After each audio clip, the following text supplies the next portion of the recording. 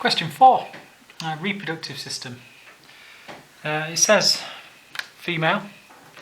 There was only one student that then put male labels on.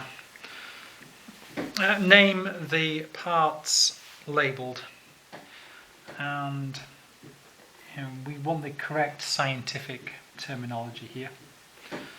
So those are straightforward. Name and describe the key event that occurs in day 14. This is your peak on the female hormone graph. And the 2 marks, name and describe. So 1 mark for the name, 1 mark for what's coming out of what. And again, we need proper terminology there. Explain why the events in Q and R are coordinated. So we can't just say what's happening in Q and R, we need to say why is it important that the relative timings. So Q up here, that's producing something, R is getting ready for it. So the points are,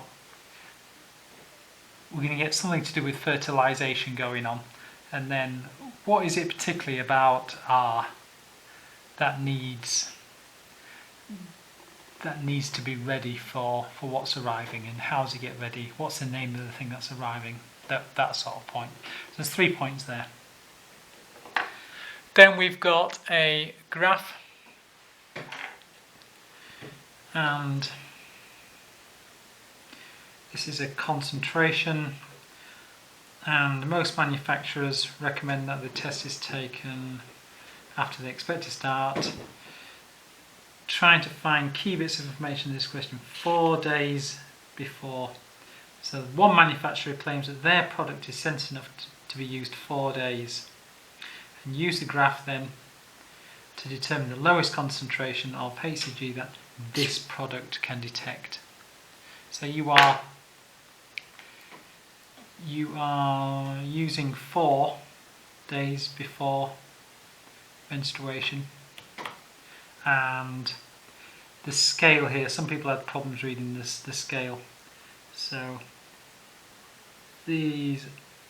that's what the scale looks like. So each small square equals 5 micromole per cm cubed. So you're just reading off the graph from 4. Some research indicates that the levels of HCG naturally increase with age. How might this affect the result?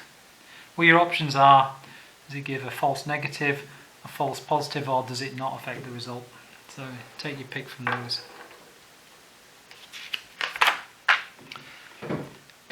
Over the page, again, students struggled with this because they didn't really understand what the question wanted. These are some categories: 1 to 2, 2 to 3, and 3+ weeks. And there they are on the graph. And use this information to explain how this product might be used. Well, the product is given as a HCG level, and we've got some thresholds here, threshold B and threshold A. So what we want is a time since conception. So now, if it's 1 to 2 weeks, where is this concentration going to be? And so it's going to be in this area here. So you need to describe this area here. For 2 to 3 weeks, it's going to be between these two, so you need to describe that.